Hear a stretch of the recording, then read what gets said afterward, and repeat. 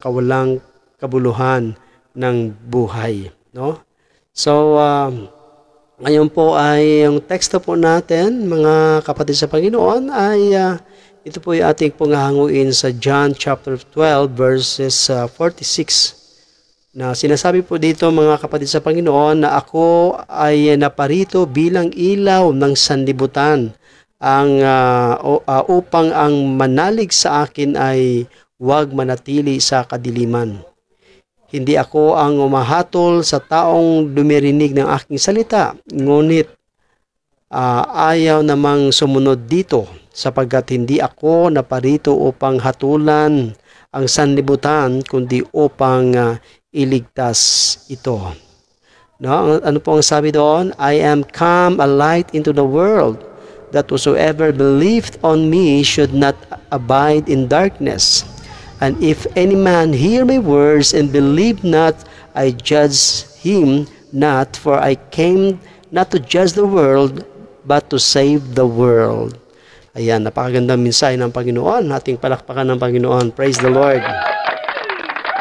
So, mga minamahal kong kapatid sa Panginoon, ang ating topic ay katulad ng sinabi ko po, na karugtong noong nakaraang Sunday, na kung saan ay ayon sa ating topic na binahagi ay tayo'y niligtas ni Jesus sa tatlong dimensyon.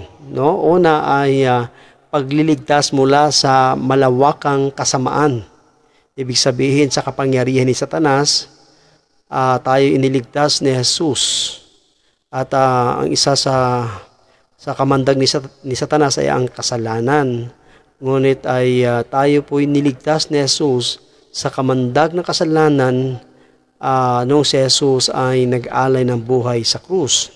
Pangalawa po ay tayo po ay iniligtas ni Jesus mula sa socio-political, no? At ang ikatlo ay tayo iniligtas mula sa kawalang kabuluhan ng buhay. So ngayon po, dito natin i-focus ang ating pong tatalakayin, ating pag-aaralan, pagninilayang salita ng Diyos, na sa pangatlo po ay Jesus save us from the futility of life. Tayo iniligtas ni Jesus mula sa kawalang kabuluhan ng buhay. Pero bago yan natin ipagpapatuloy ay nais ko po kayong tanungin, kumusta po ang inyong buhay?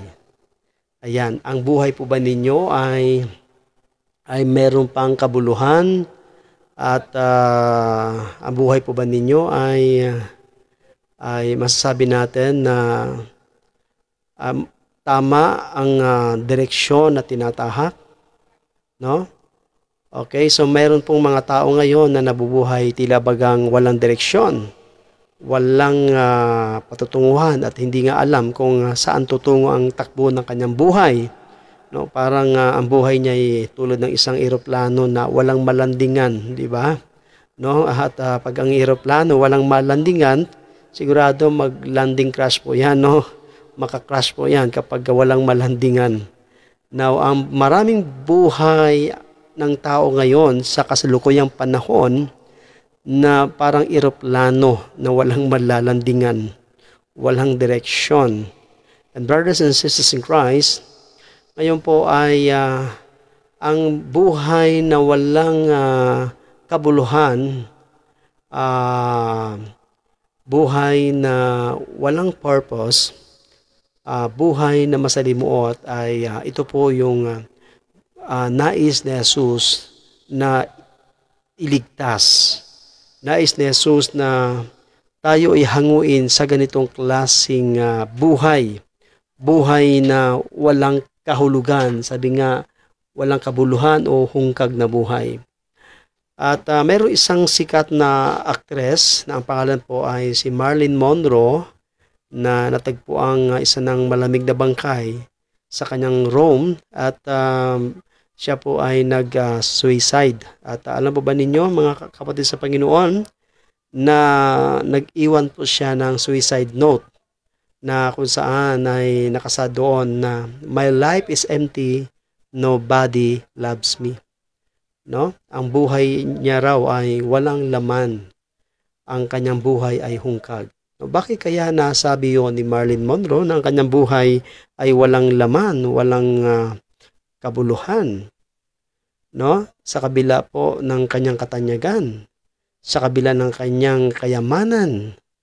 Actually po ay napakaganda po ni Marilyn Monroe at talented. And then mayaman na po siya at maraming mga lalaking nagkakagusto sa kanya. Pero bakit ho ay dumating sa point na siya po ay mag-suicide? Brothers and sisters in Christ. At nasabi pa niya na my life is empty, nobody loves me. Brothers and sisters, kasi hindi lang dahil sa depresyon na naranasan ni Marilyn Monroe, kundi naranasan talaga niya yung buhay na parang walang kabuluhan, yung buhay na parang sabi nga is parang suntok sa buwan, no? Masalimuot na buhay. Ayan, aanin nga daw yung kasikatan kung masalimuot naman ang buhay. Aanhin naman yung maraming taong nagkagusto pero wala naman talagang totoong nagmamahal sa kanya. Aanhin naman yung maraming pera pero wala ka namang kapayapaan, di ba? So, naranasan at naramdaman ito ni Marilyn Monroe marahil ay yan ho ang tumulak sa kanya para gawin ang bagay na yon. Buhay na walang kabuluhan. So, ito ho ang buhay na nais ni Jesus na iligtas tayo. Amen. At yan po ang mabuting balita, nais ng Panginoon, na tayo po ay makaranas ng buhay na may katiyakan, may kasiguruhan, no? At may kaligtasan. Purihin natin ang Panginoon. Hallelujah. So, brothers and sisters in Christ, Christ saved us, or Christ saved by the revelation of the Father, no? Nagliligtas si Kristo sa pamagitan ng pahayag ng Ama. Now, ang pagliligtas ni Kristo Jesus sa mundong ito, sa sangkatauhan ay hindi lamang sa pamagitan ng pag-alay niya ng kanyang buhay sa krus. Hindi lamang upang tayo ay hanguin sa pagkakasala, kundi ang isa sa paraan ng Panginoon na tayo iligtas ay mabago ang ating mindset, no? Mabago ang ating mga pananaw sa buhay, ang ating mga paniniwala sa buhay, mabago ang takbo ng ating isipan. Brothers and sisters in Christ, at dahil ang isipan natin ay nasa kaluluwa po yan, no? At yan po ang gusto ng Panginoon na magkaroon ng pagbabago ang ating damdamin, emosyon, magbabago ang ating mga paniniwala, prinsipyo, thinking, no? Yung ating mindset, brothers and sisters in Christ. So, ang ginagamit ng Panginoon sa pagliligtas sa atin ay sa pamagitan po ng aral, no? Katuruan o salita ng God the Father. So, nagligtas si Kristo sa pamagitan ng pahayag ng Ama, yung revelation of the Father. At ang revelation ng God the Father ay hindi lang ang kanyang anak na si Jesus sa sanlibutan ito, kundi yung karunungan, yung aral, yung katuruan ng God the Father ay ito'y ang ginamit ng Panginoon sa pagliligtas sa atin. No, kaya ho ay mababasa po natin sa John chapter 14 verse 1, ako ay nasa Ama at ang Ama ay nasa akin. Ang mga salitang sinasabi ko sa inyo ay hindi nanggagaling sa akin, kundi sa Amang nagsugo sa akin. So, ang karunungan ni Jesus, ang mensahe ni Jesus, ang katuruan ni Jesus ay nagmumula ito sa Ama. No? At kung ano ang ipinapasabi ng kanyang Ama ay yun ang kanyang sinasabi sa sanlibutang ito. Mga kapatid sa Panginoon. At ang mensahe ni Jesus sa atin ay yun ang mensahe ng Ama. Yan ang gustong iparating sa atin ng God the Father sa pamagitan ng kanyang anak na si Jesus. At mapalad po tayo sapagkat narinig natin ang kapahayagan ng God the Father, yung revelasyon ng God the Father. Sapagkat sabi nga sa Biblia, noong unang panahon, ang mga propeta ay naghangad na marinig nila yon. Ngunit hindi nila narinig ang tinig ng God the Father. Subalit, sa pamagitan ni Lord Jesus Christ, ang tinig, ang katuruan ng God the Father ay ibinunyag at nahayag sa kapanahunan ni Jesus at hanggang sa ating kapanahunan. Amen po. Ating purihin ang ating Panginoon. Praise the Lord. So, mababasa po natin sa John 8:31. Sinabi naman ni Jesus sa mga Hudyong naniniwala sa Kanya, "Kung tinutupad ninyo ang aking aral, kayo'y nga'y tunay na mga alagad ko. Makikilala ninyo ang katotohanan at ang katotohanan ang magpapalaya sa inyo." Na ano po sinasabi ni Jesus sa mga Hudyo? Na kung tinutupad ninyo ang aking aral, kayo nga'y tunay na mga alagad ko. So merong aral si Jesus. Merong aral, at ang aral ni Jesus na taglay niya ng mga panahong iyon ay yan ay aral ng God the Father. Kaya kung tinutupad daw nila ang kanyang aral, tunay nga na sila'y mga alagad ni Jesus, alagad ng Diyos. At ano ho ang maging resulta? Sabi diyan, makikilala ninyo ang katotohanan at ang katotohanan ang magpapalaya sa inyo. So napakahirap po ma-determine ang katotohanan. Paano natin ma-distinguish ang katotohanan? Brothers and sisters in Christ, alam po natin na matagal na panahon ang mundong ito nabubuhay sa kasinungalingan. At ang demonyo, ang diablo ay matagal ng panahon na dumaya sa sangkatauhan mula pa kay Adan at kay Eva hanggang sa kanilang kapanahunan ay patuloy na nandaraya ang demonyo, si Satanas, sa mga tao, brothers and sisters in Christ.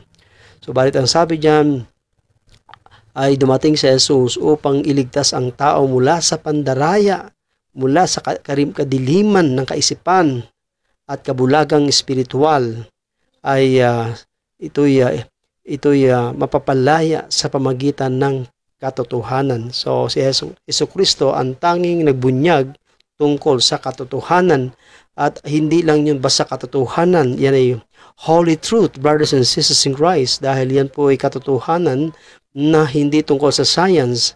Yan ho ay katotohanan ay tungkol sa salita ng Diyos, tungkol sa mga bagay sa langit, mga kapatid sa Panginoon, sapagkat ang mga bagay sa langit ay panghabang panahon, ang mga bagay sa lupa ay pangsamantala lamang. So higit natin aasamin ang mga bagay na panlangit, sapagkat ang mga bagay na panlangit ay walang katapusan, walang hangganan. That's why ang karunungan, no, na binunyag sa panahon ni Jesucristo ay ito yung magpapalaya sa tao. Kaya ang sabi nga niya kay Haring Pilato, na ang sabi ng Panginoon na nandito sa mundong ito para ihayag ang katotohanan. No? At si Jesucristo ay nagpatotoo kay Pilato at kanyang inihayag ang katotohanan. Subalit ang sagot ni Pilato, anong katotohanan, at hindi na po umimik ang ating Panginoon, sapagkat ang katotohanan hindi mo maintindihan kapag hindi mo taglay ang Holy Spirit. Amen? So hindi pa napapanahon para nila malaman ang katotohanan, kung ano ang katotohanan, sapagkat ang katotohanan ay maintindihan lamang kapag ang isang tao ay taglay ang Espiritu Santo.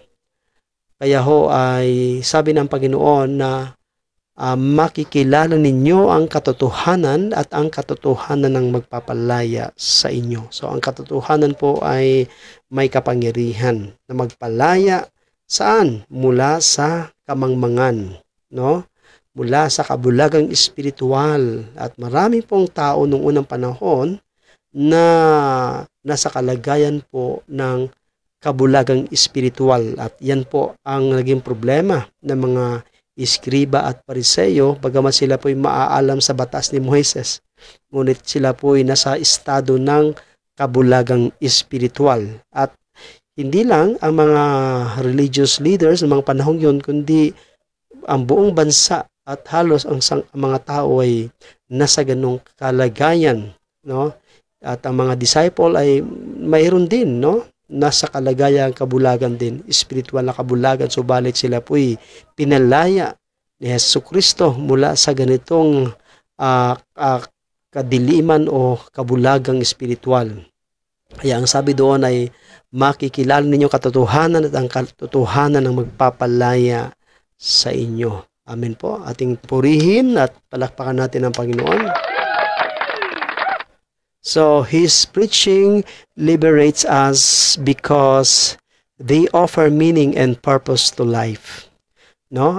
Pinalaya tayo ng kanyang pangangaral sapagkat naghahandog ang mga ito ng kahulugan at layunin ng buhay. Now, ang inihandog ni Jesucristo ay hindi lamang po ang kanyang banal na dugo, ang kanyang buhay, kundi po ang karunungan, ang aral ng Diyos ay kanya pong inihandog sa atin upang ang tao'y magkaroon po ng kahulugan at layunin ang kanyang buhay.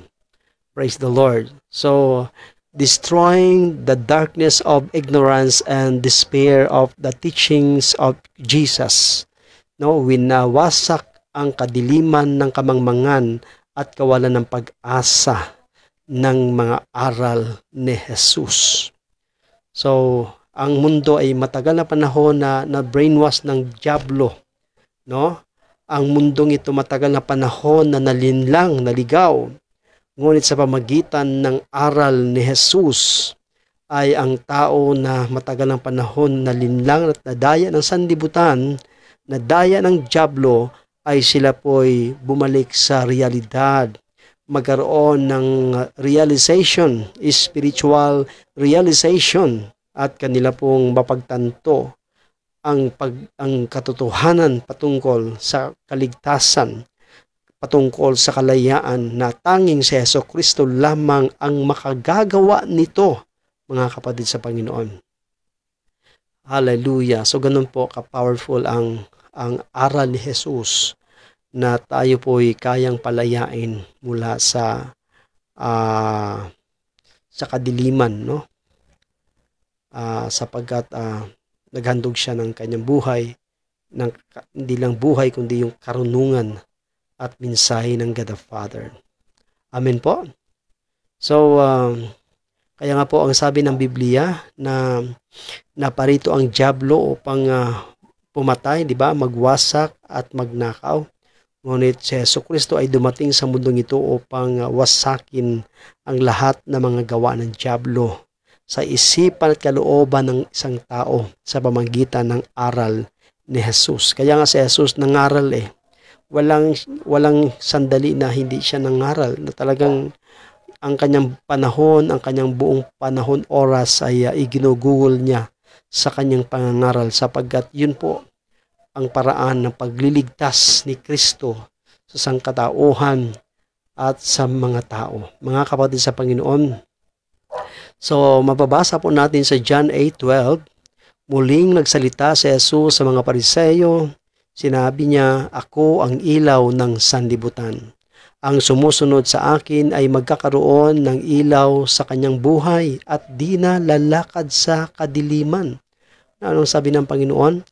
Na ako ang ilaw ng sanlibutan. So hindi naman po yung literal na ilaw.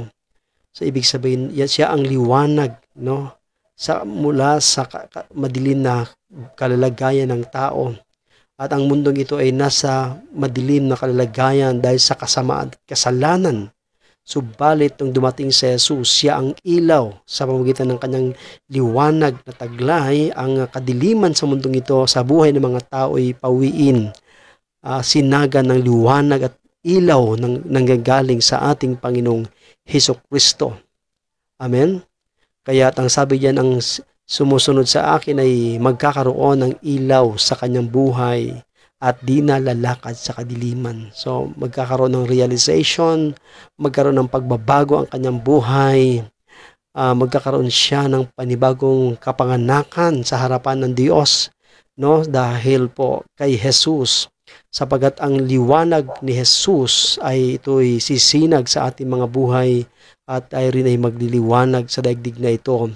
At ang liwanag na tinutukoy doon yung kabanalan, maliwalas na buhay, buhay na mayroong direksyon, buhay na may kabuluhan, at buhay na meaningful, mayroong purpose. And brothers and sisters in Christ, Jesus revealed to us the teaching of the Father so that we would no longer remain in darkness. Ipinahayag sa atin ni Jesus ang aral ng Ama upang hindi na tayo manatili sa kadiliman. Ayan, mga kapatid sa Panginoon.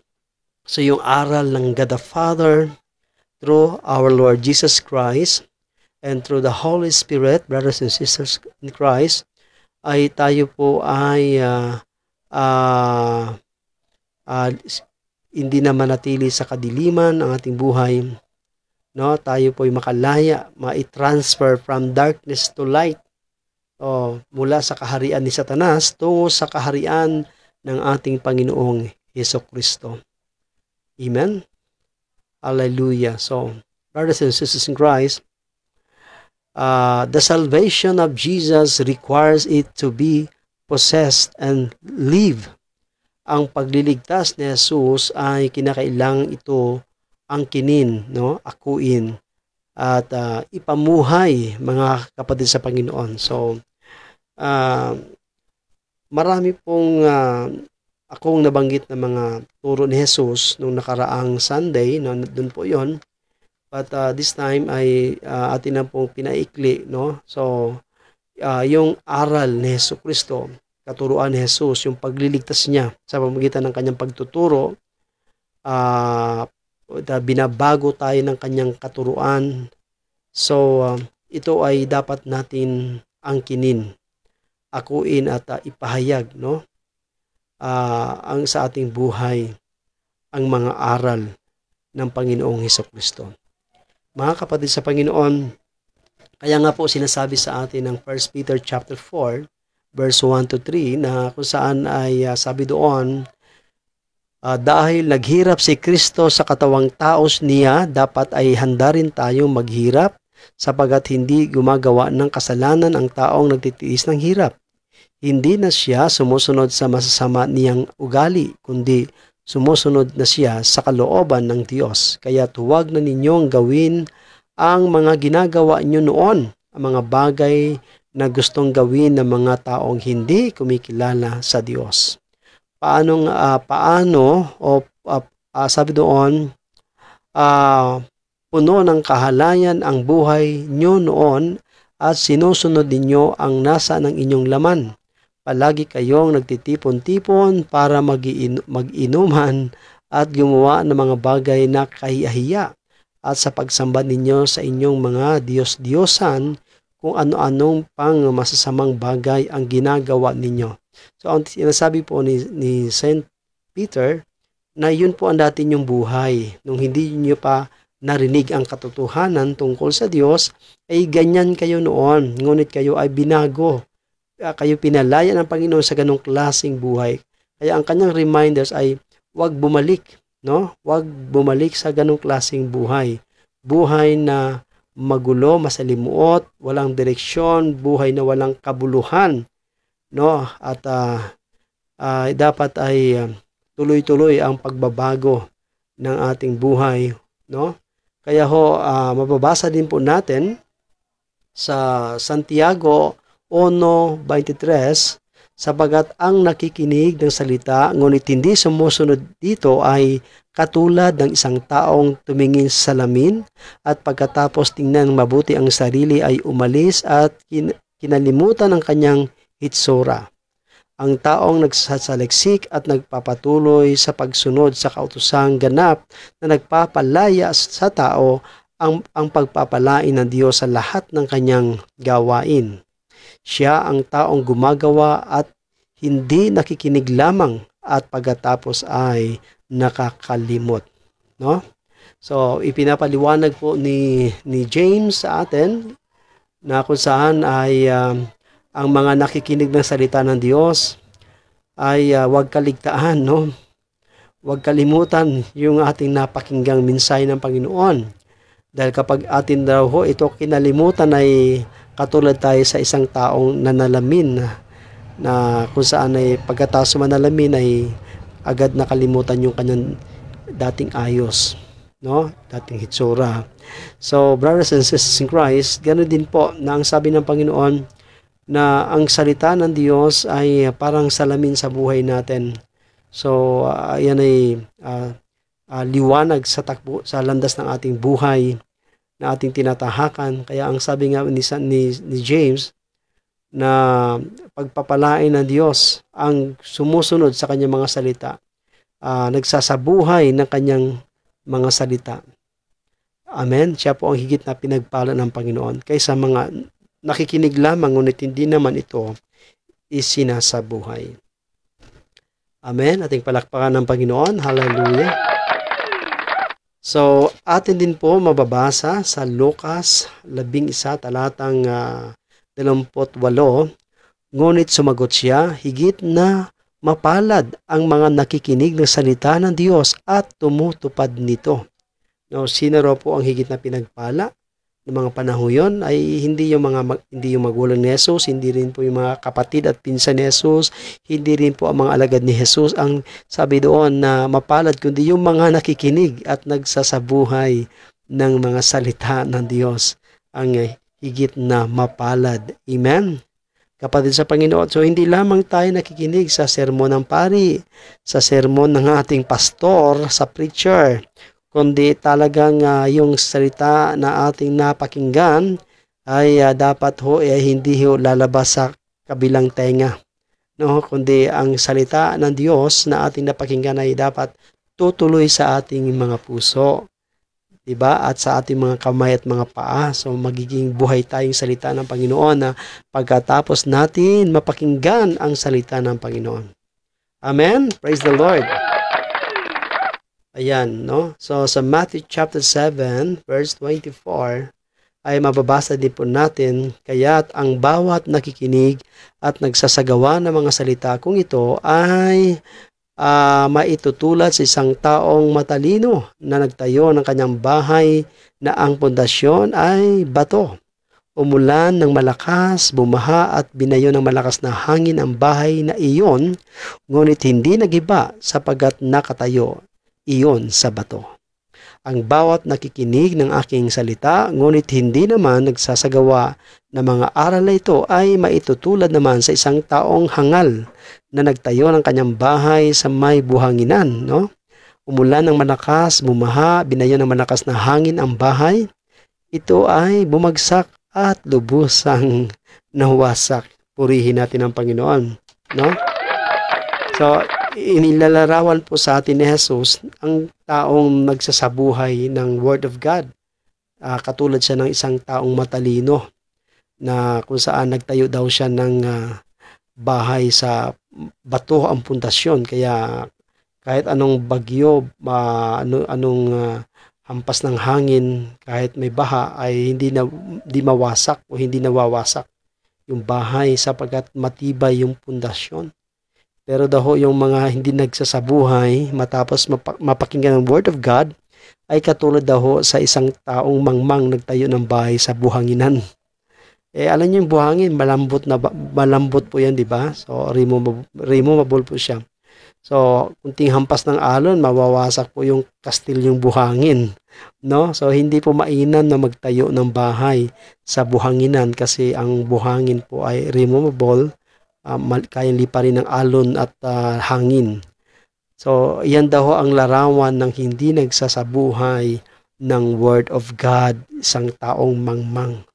Hallelujah. Purihin natin ang Panginoon, purihin ang Diyos.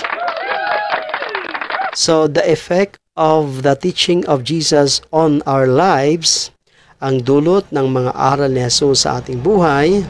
So ano po ba ang dulot ng aral ni Jesus sa ating buhay, brothers and sisters in Christ? No?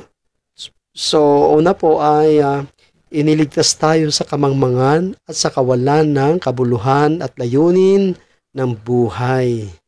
Ayan, no? Tayo po ay talagang inaaralan ni Jesus, tinuruan ni Jesus upang magbago ang ating mindset, magbago ang ating prinsipyo magbago ang ating pananaw sa buhay, yung konsepto, no, ay talagang ito ay mapapalitan ng kaisipan ng anak ng Diyos. So, pangalawa po ay iligtas tayo sa pandaraya ng prinsipe ng kadiliman. Na po, na siyang nandaraya ng dilindang sa mga leaders, sa mga politiko, sa mga mayayaman, no, sa mga legislatura, sa mga hari, presidente, prime minister, sa mga mambabatas tulad ng congressman, senador, no, sa mga huwis at hukom, sila ang kaaway ay nandaraya, no, nandaraya mga kapatid sa Panginoon. No, kaya nga po ipinagpipray natin ang ating pong mga leaders dahil ang ating pong kinabukasan ng ating bayan ay nakasalalay yan sa ating leader. No, kapag good ang ating leader, at hindi lang basta good kundi magaling ang ating leader at matalino ang ating leader, ay talaga naman ang ating bansa ay dadalhin sa masagana at matiwasay, maunlad na bansa, mga kapatid sa Panginoon. No? Okay, so iligtas tayo sa pandaraya ng prinsipe ng kadiliman. So kahit ng ating mga leaders, ang mga taong gobyerno ay kailangan talaga ma-impluensyahan ng Word of God, ng wisdom ni Jesus. So dapat talaga mayroon silang Word of God sa kanilang puso para hindi sila malinlang, madaya ng kaaway.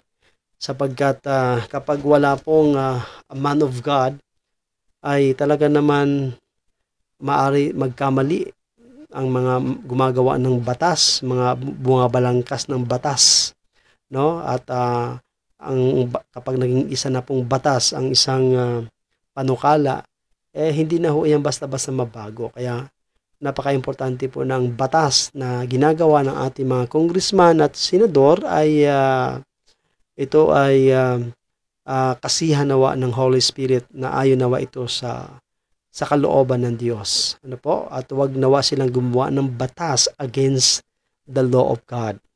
Hallelujah! Purihin ang Panginoon. So, pangatlo po ay iligtas tayo mula sa pagiging makasanlibutan, mga kapatid sa Panginoon. Yung pagiging worldly, no? Sapagkat sabi nga po sa aklat ng James na ang sino mang nakikipagkaibigan sa sanlibutan ay kinakaaway ng Diyos, no?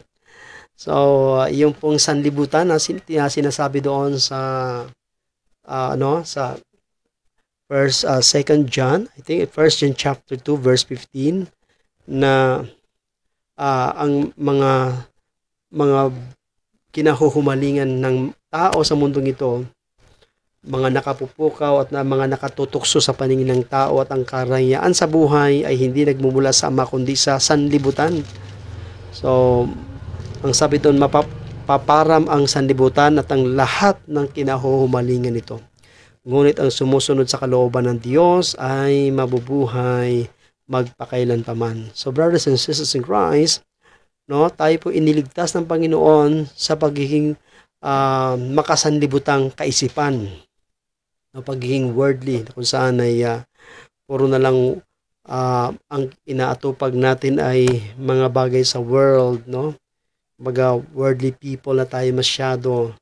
So, puro karangyaan, puro makasanlibutan na lamang ating iniisip, at hindi na natin pinaghahandaan ang kinabukasan ng ating nag-iisang kaluluwa, mga kapatid sa Panginoon. So that we can continue to experience the salvation of Jesus, upang patuloy natin na maranasan ang pagliligtas ni Jesus.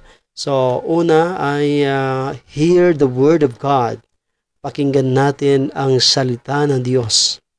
No? At ang sabi nga po sa aklat ng Hebreo na kapag inyong narinig ang salita ng Diyos, ay huwag maging matigas ang ulo, sapagkat sino mang tao na tumangging makinig sa salita ng Diyos ay dating panahon na siya po ay maparusahan at hindi siya makakaiwas sa parusa ng Panginoon.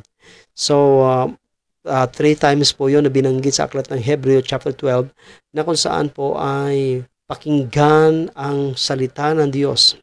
Hear the word of God, mga kapatid sa Panginoon. So everyday dapat tayo laging naglaan ng oras to hear the word of God. So hindi lang po puro bad news, no?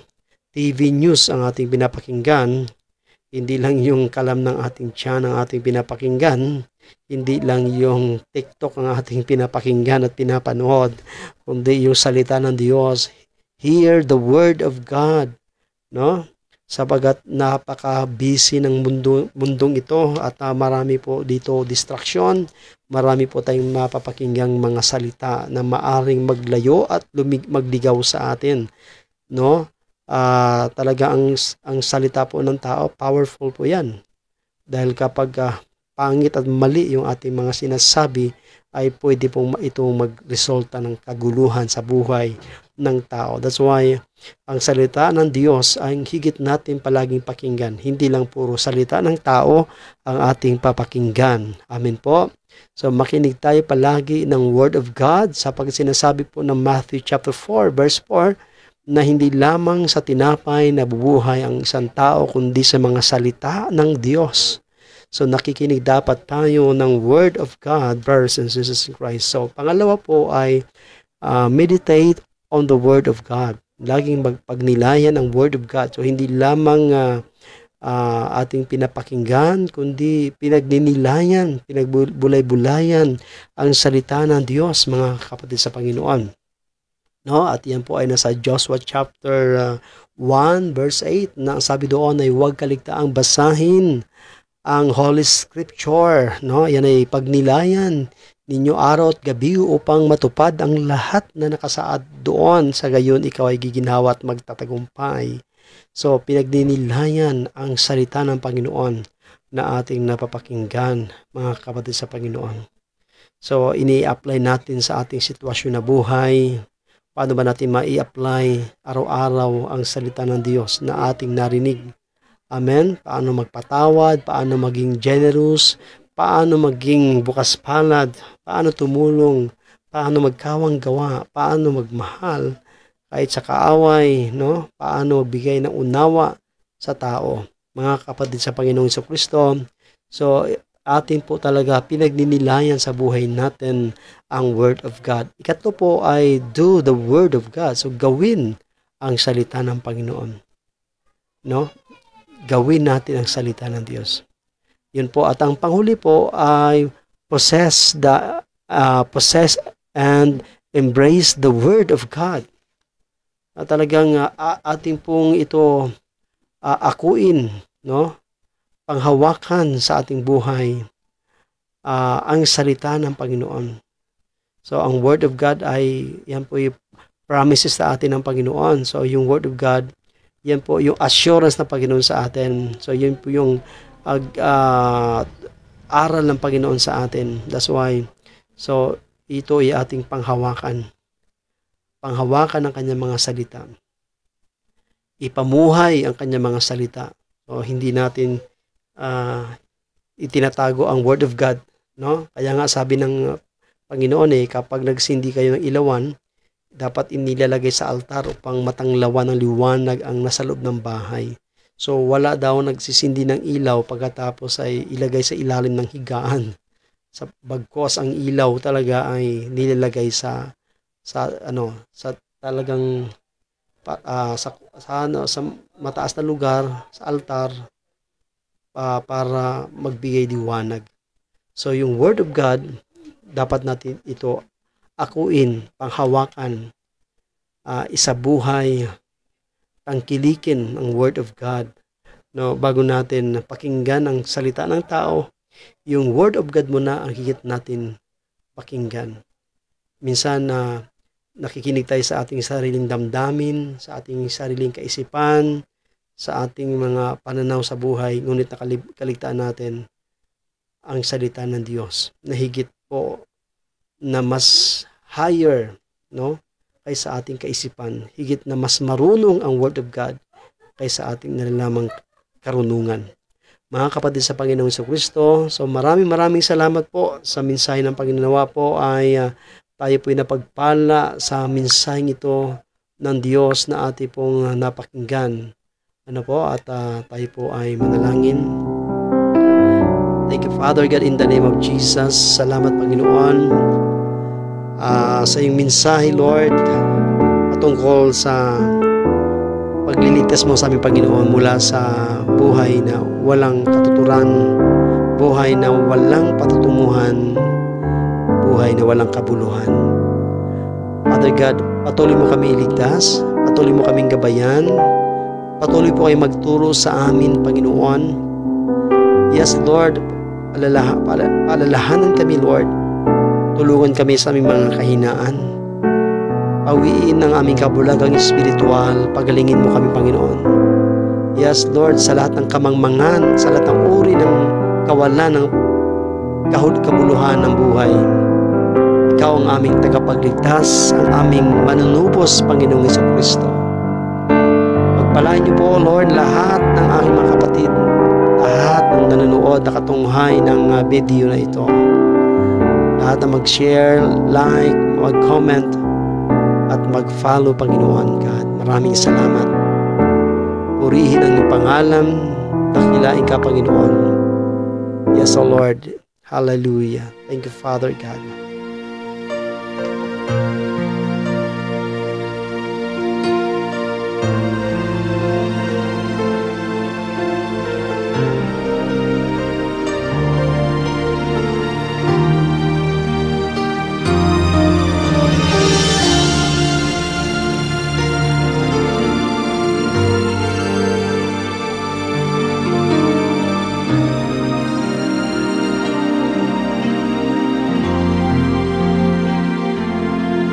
Nang makilala ang Diyos, buhay ko'y nagbago.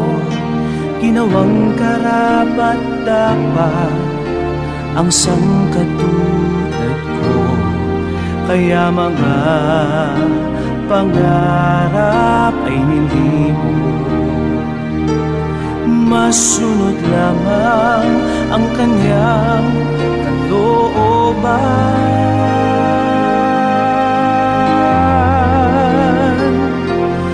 Napakabuti ng Diyos na sa'kin ay umibig. Katapatan niya sa buhay ko'y tiyak. Wala na akong ibang paglilingkuran. Buhay ko sa Diyos nakalaan.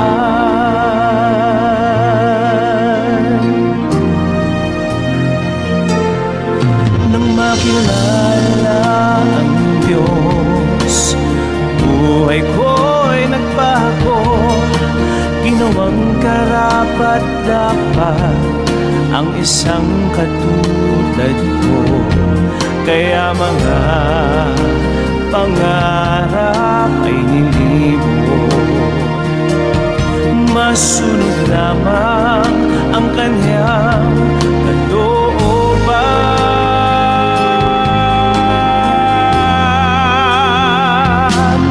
Napakabuti ng Diyos na sa atin ay umibig. Katapatan niya sa buhay ko'y tiyak. Wala na akong ibang paglilingkuran. Buhay ko sa Diyos nakalaan. Ngayon aking naunawaan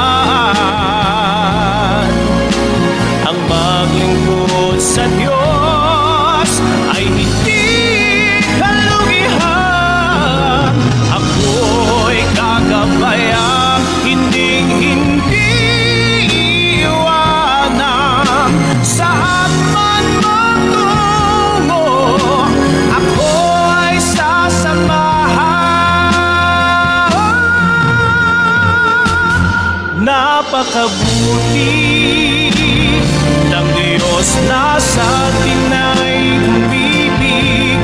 Katapatan niya sa buhay ko'y tiyak.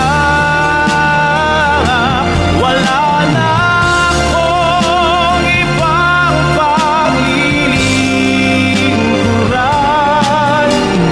Buhay ko sa Diyos nakalaan.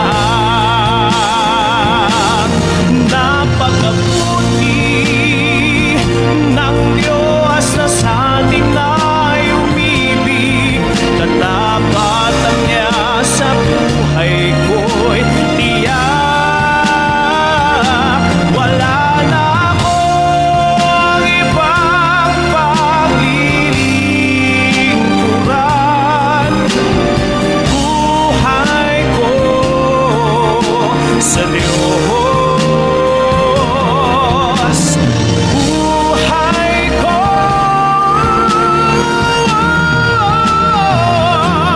napakabuti ng Diyos na sa atin ay umibig. Katapatan niya sa buhay ko'y tiyak. Wala na akong ibang paglilingkuran. Buhay ko sa Diyos. Buhay ko sa Diyos. Buhay ko sa Diyos nakalaan.